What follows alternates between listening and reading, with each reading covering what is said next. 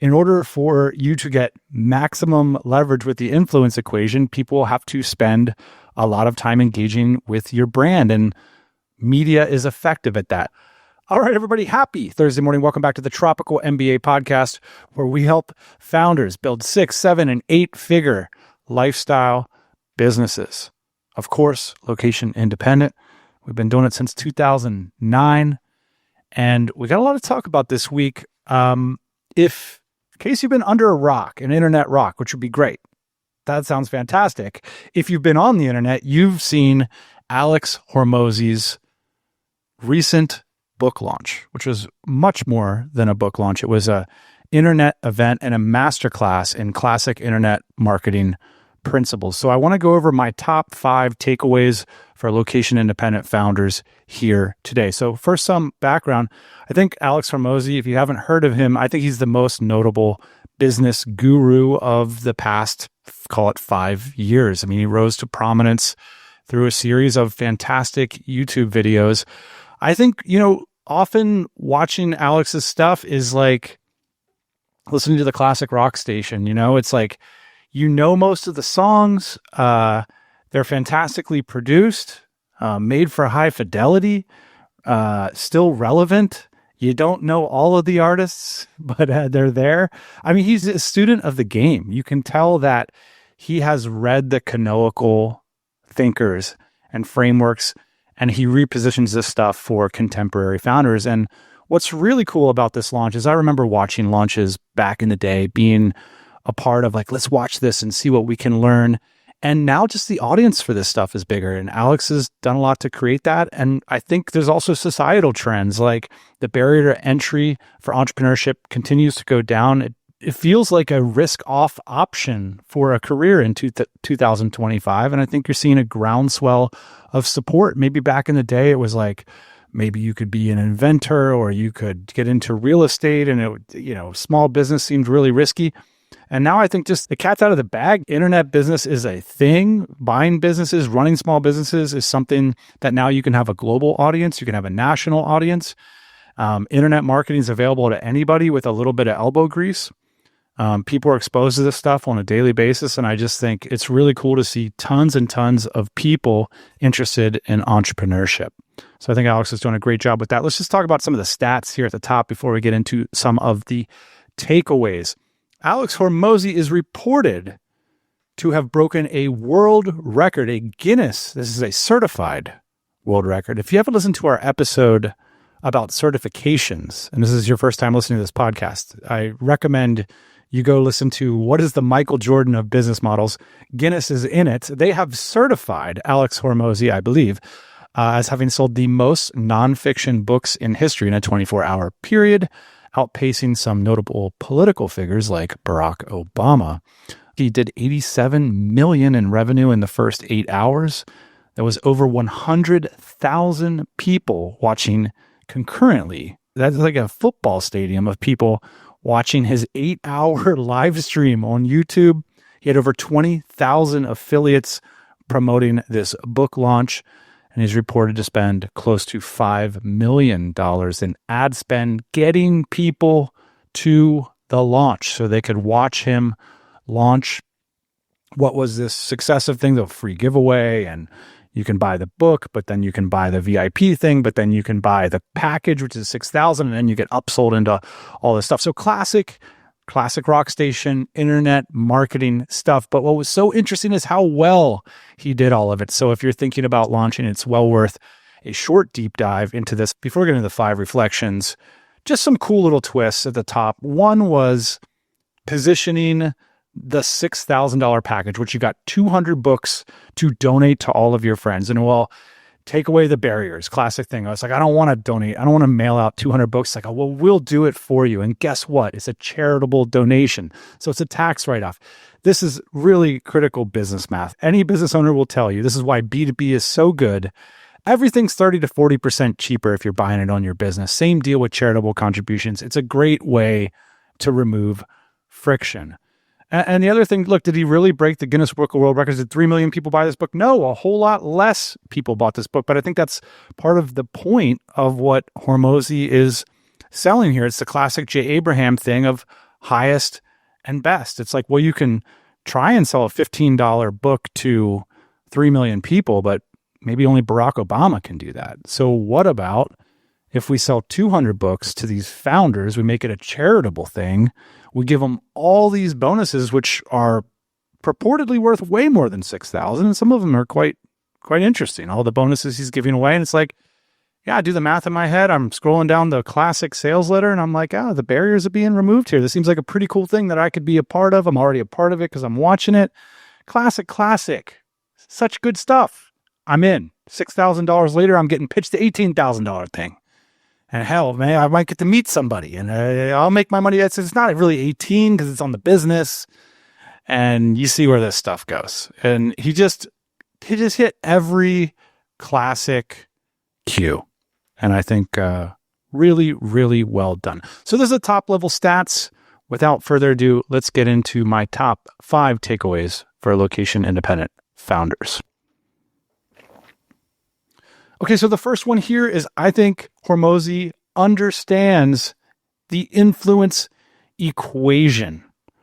And the influence equation has 3 variables. The first is your authority or your positioning and the proof of that authority and positioning. So critically, he exited Gym Launch for 43 million or whatever number he's put around out there. And he's saying, look, I know how to grow a business. I just sold one for $43 million. There's my proof. There's my position. Do you have $43 million? No, you do not. Therefore, you should listen to me about this idea of building a business. The second piece of the influence equation is the medium. Okay. So there's certain mediums that are just more powerful. And I've kind of rank ordered them here. In-person solo is very powerful, probably the most powerful. It does not scale that well. The next is in-person group. So this is why so many founders go to conferences, go to events, host events in order to market their business. Then we go down to one-on-one telephone, so a sales call, one-on-many telephone, workshop, webinar, like a group selling type of situation, a book, a documentary, podcast, very powerful, down to newsletter, YouTube. Notable that Hormozi's hitting all these, right? He's taking a lot of that capital from the business sale and just spreading across all mediums, as most founders are going to have to choose a few. I mean, it's interesting. I made this ranking of sort of the power ranking of the mediums and how persuasive they can be. And then I clicked over to YouTube and noticed that Hormozi was doing a documentary of the launch itself, right? So he understands that even if I'm going to be on YouTube, I'm going to like up level it to this more powerful medium, which is a documentary. You're going to see the story of this happening as I'm doing it. In fact, you're going to be a part of it. You're going to be a part of the story. That's why in-person is so powerful, right? Because people are writing the story as they're experiencing it themselves. This is why one thing I didn't put on the list is streaming. Streaming is, if you're ranking mediums, I mean, if you read an article or an essay by somebody versus you're on a stream with them for multiple hours, what is ultimately more influential? Okay, so we're saying positioning and authority and proof goes into the medium. And then the next part of the influence equation is time. Just time. Okay, so you get the first 2 pieces in place, and it's like, what do we need to do to maximize the amount of time that these prospects spend with the brand? Hormozi indicates that he completely understands this, because I don't think anybody thought they were showing up to an 8-hour call. And then to have it come back the next day, and then the next day. And, you know, it's part Twitch stream, it's part infomercial, it's part home shopping network, it's part masterclass webinar, it's part event. The most important thing, though, is he found a way to get people involved for a long amount of time. So anyway, there's the influence equation. It's your positioning, it's the medium you choose, and it's how long can your prospects be involved. This is why intuitively so many of us know that in person is so powerful, but how can you translate that to the web? Hormozi's successfully done this with a live stream. That's a really interesting way of interpreting this idea. The reason time is critical is it comes back to, you know, the classic marketing idea that Your brand needs to be everywhere, or people need to touch your brand for 7 times in order to buy from you. It's like, well, or they could just listen to you for 3 hours. And at the end of 3 hours, if I'm engaged, now I'm much more likely to be a buyer. And there's tons of data to support this conclusion. It's exactly why the Puff Piece documentary on Netflix has become the new status symbol of the wealthy and influential. It's like, if I can get people to hang out on my story for hours, they are way more likely to become advocates, to become buyers, to support the brand, etc. And so this is something that I point to because I think typically bootstrappers sort of undervalue this. They see the 7 touches and I'll make an ad over here and I'll put an ad on this channel and I'll post over here, but not really taking seriously this idea of like, well, how can I get people to consider my brand for hours on end? And the reason that is hard is because you can't just sell stuff the whole time. And one thing that's really important about Hormozi's presentation is that he didn't spend double-digit percentage of people's time selling. Why? Because they won't hang around for it. So now what we have to do is come up with something else, and that brings me to my second takeaway. The second takeaway is I think founders need to understand their personal and company's relationship to media. This is actually coming up a lot. There's a lot of backstory to this. I mean, for me, we talk about the classic rock station. One of those tunes is Purple Cow by Seth Godin. And he has another great book called Permission Marketing. And the basic concept of these books is that the internet is changing how marketing works. You need to talk about the types of things, present the types of ideas that potential buyers are interested in. And if it's just your product, well, then the surface area for the interest there isn't that wide. And so nowadays we're talking about this in terms of like, well, what is your media strategy? Or people will say things like, now every brand has to have a media arm, or every company's a media company. Okay, what does that mean? It means that in order for you to get maximum leverage with the influence equation, people have to spend a lot of time engaging with your brand, and media is effective at that. And so then people say, well, now every brand has to have some kind of media strategy. So you can typically have 3 approaches. I can only come up with 3. So you can own a media brand, which you already do, but most of us really just advertise. You can have a financial model that supports the purchase of media assets from other brands, aka ads or placement or influence or whatever, or you can leverage word of mouth, which is to say you don't have really a media strategy, but you're taking advantage of the same effect, which is word of mouth is people talking about your brand in person with others, which is highly influential in the long form, which is one of the best equations of the influence equation, with the only problem that it's not scaled up that much unless you have a significant word of mouth strategy. So I do think what's fascinating about this is Hormozi sells the business, understands this concept of the influence equation, realizes he wants to invest a lot of the money he made into building a personal brand. And, what does he start with? I'm Alex Hormozi and I have nothing to sell you. Okay, so whatever I'm going to say has value independent of how much money you're going to be giving me. This is information that is going to help you. People are engaged with that, and we're off to the races.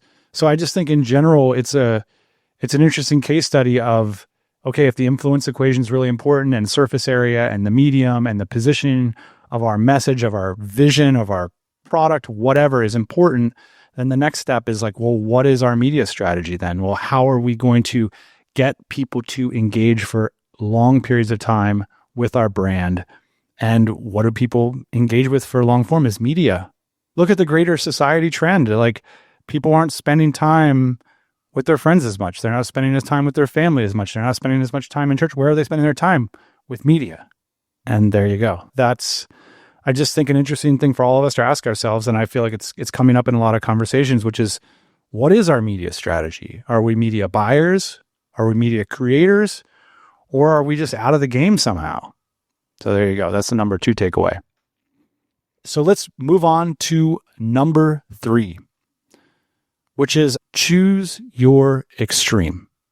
Last week, I talked about this loop of courage and confidence and clarity. You either have clarity, you have courage and confidence, you get one to get the other, you go back and forth.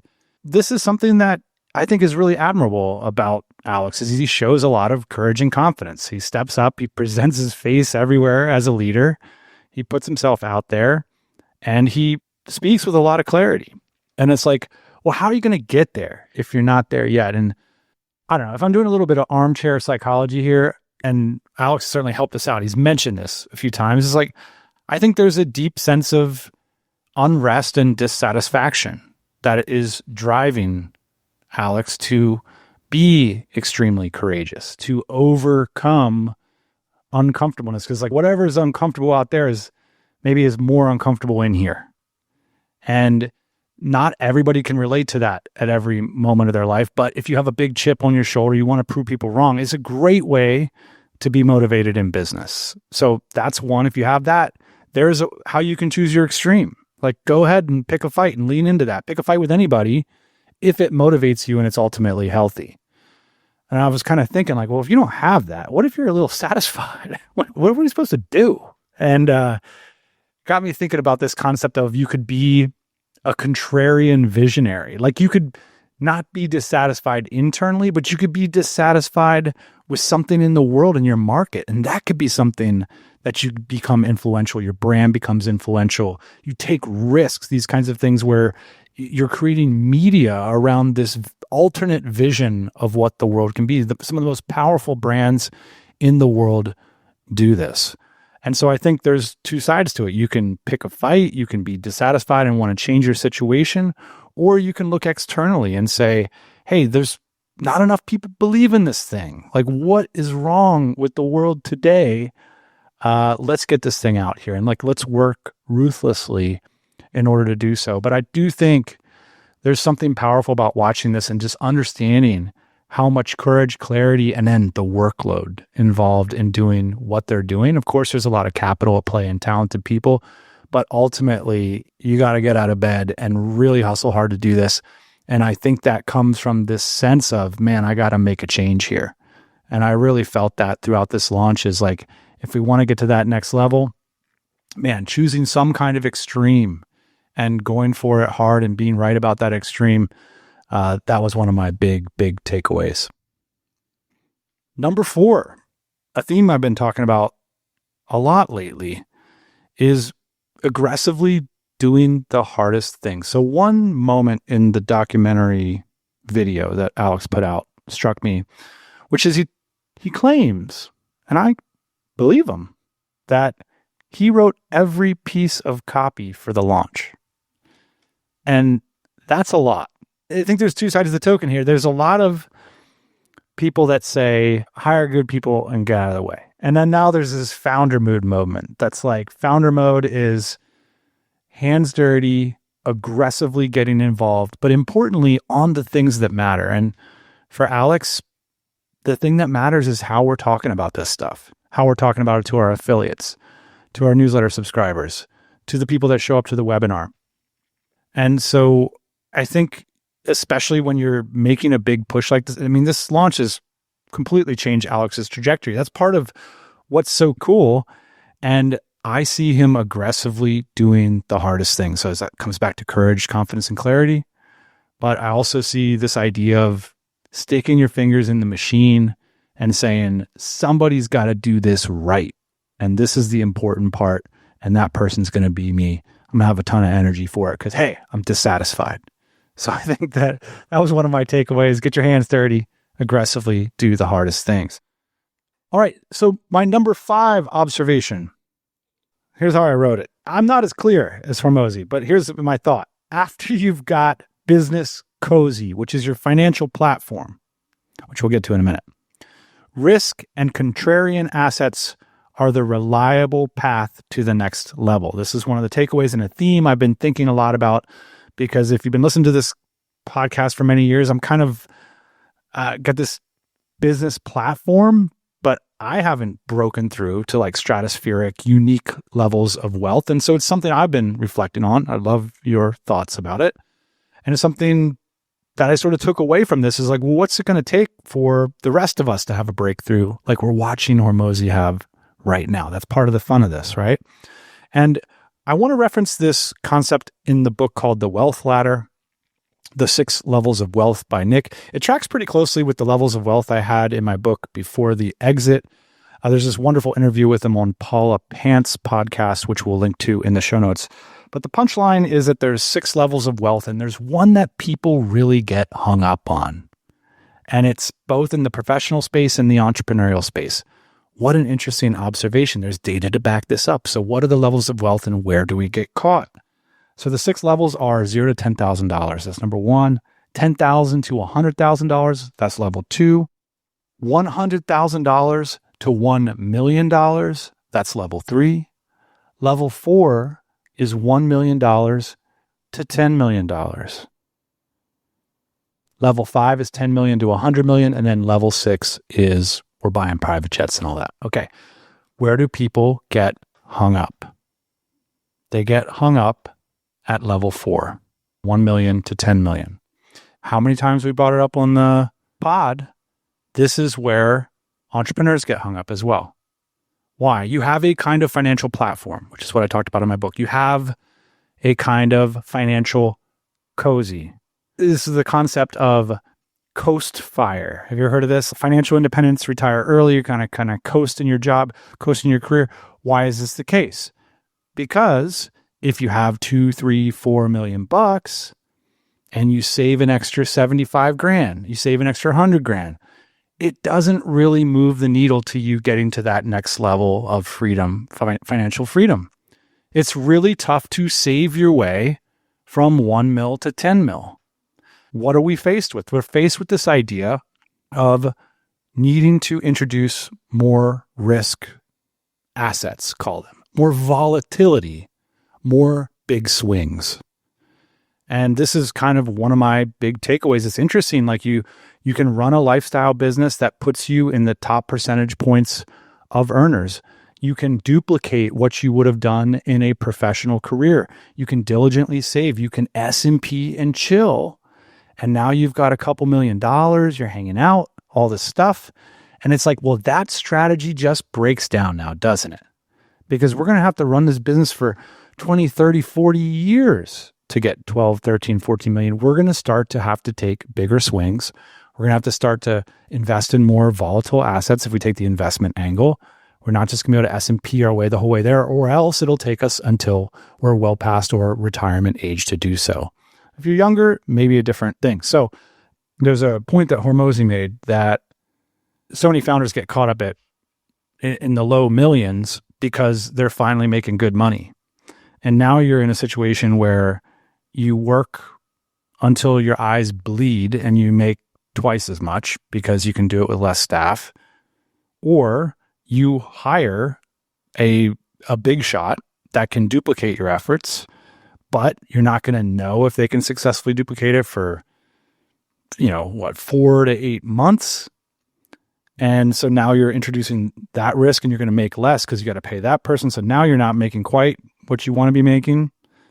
And so then it's like, well, now not only do I have to hire this person and make much less money, but I also got to work the eye bleed hours if I want to manage the risk of hiring that person. And so all this becomes so complicated that we get caught up and then we do something, the entrepreneurial equivalent of coast fire, and we keep the financial platform, but we don't expose ourselves to the opportunity of getting to that next level. I think Hormozi is supplying us with some answers here. He's showing us how he's progressed. And I think that's really valuable. And it's definitely one of my biggest takeaways here, which is this is a sticking point. The percentages go down as we talk about this wealth ladder. Less and less people experience the mobility of going to the next level. And one of the coolest things about this whole launch is we're seeing somebody progress here. And it gives us hopefully some insight, some inspiration, some courage and clarity about how we might do the same.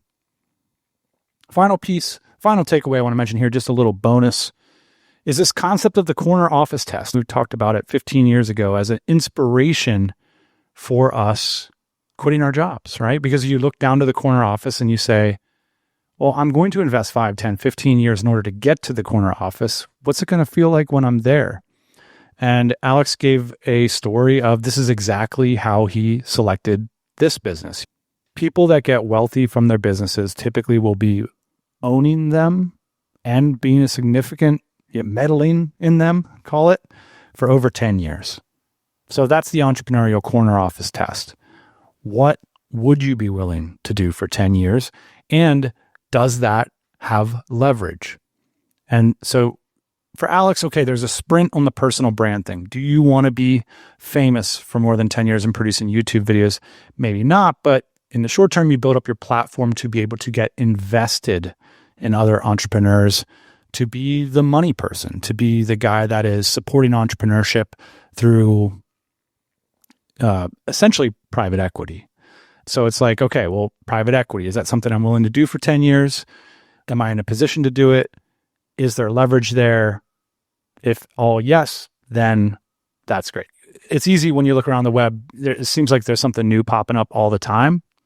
But a lot of what Alex is doing is bringing us back to basics, basic business models, basic concepts of leverage, basic concepts of, the finance model. Does this business work on paper? And then asking yourself, is that something that I can stick with for 10 years or more? Because that's basically the best information we have right now. Is that's what it takes to get to these higher levels of wealth, is owning something, sticking with it, building significant cash flows, and then maybe, if you're lucky someday, selling those cash flows on to someone else. So the alternate narrative, building something consumer facing and super sexy and having equity in it and selling it to big brands or having an IPO, just not as statistically reliable way to get wealthy as owning and building leveraged cash flows that you control and own. So anyway, if you have thoughts on the recent Hormozi book launch, I would love to hear them. My email is dan@tropicalmba.com. What did you learn from it? I might share those on a future episode of this podcast. What do you think of the book? I'll have to read the book here shortly and let you know what I think about that. All right. So it's been an exciting week in internet history. Good job, Alex Hormozi. Very good launch. Strong stuff. I love the old school nature of it. I love the long sales pages. We don't do a lot of it around here, but I'd love to see it. It was pretty cool. And hey, it's inspiring stuff. So I hope you got inspired by today's episode. That is it for this week. We'll be back next Thursday morning, as always.